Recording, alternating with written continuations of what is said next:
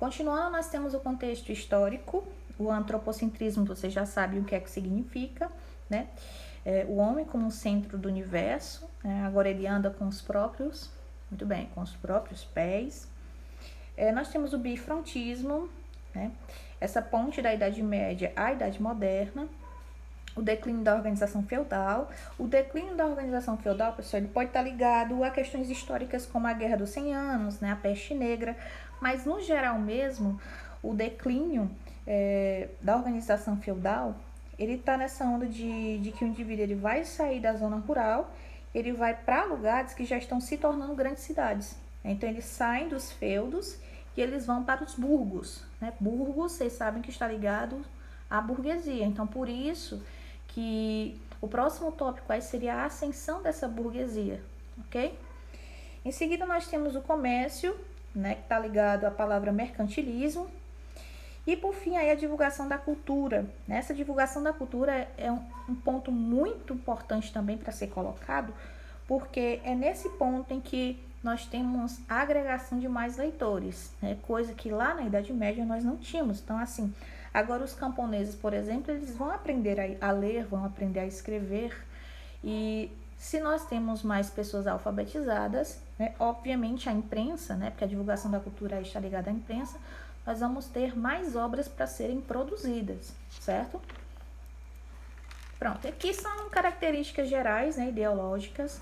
O primeiro aí é o abandono da subordinação absoluta à Igreja Católica, né? Então o homem ele decide se ele quer ou não os preceitos do teocentrismo, certo? É uma escolha dele, agora ele tem o direito de escolher. O segundo aí é o resgate dos valores clássicos greco-romanos, né? Então a gente vai trazer de novo para a literatura a mitologia, né? A cultura pagã. A gente vai voltar muito para questões racionais, né? A questão da razão ela é muito colocada, né? A linguagem ela é uma linguagem bem formal, né? A gente tem alguns termos mitológicos que são colocados. O ponto 3 já é a procura na ciência uma explicação para fenômenos até então atribuídos a Deus, né? Por exemplo, essas curiosidades que até hoje nós temos quanto aos milagres de Deus, né? Quanto às coisas que a igreja diz que é milagre, a ciência já tenta provar outra coisa. Um bom exemplo disso é a teoria do Big Bang, como o mundo ele foi construído, certo? E por fim, a afirmação da capacidade do indivíduo em controlar seu próprio destino, né? Então eu vou fazer as minhas escolhas, eu controlo os meus pensamentos. Então assim, a produção dessa época ela vai ser separada em três coisas. A primeira é o gênero narrativo. O gênero narrativo ele é a prosa, né, historiográfica. E nós vamos ter como nome de muita importância Fernão Lopes, que vai ser convocado, né, nesse período pelos reis como cronista mor da corte.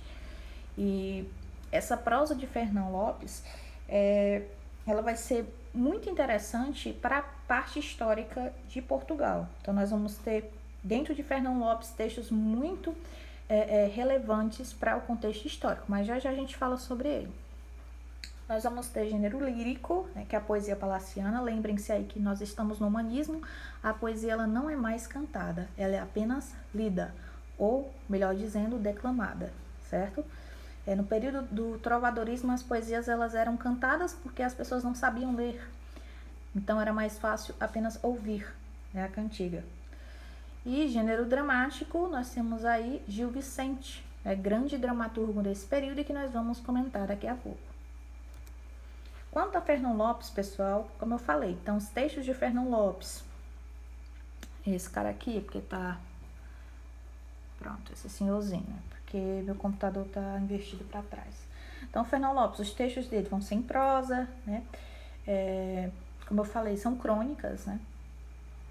E geralmente quando a gente aprende crônica, a gente aprende que uma das principais características da crônica é falar sobre o cotidiano, certo? E justamente essa era a missão de Fernão Lopes. Então eram textos em prosa, geralmente era uma narração histórica e artística, né? Se vocês não estiverem com a caneta, procure uma caneta agora para anotar o que eu estou dizendo, né?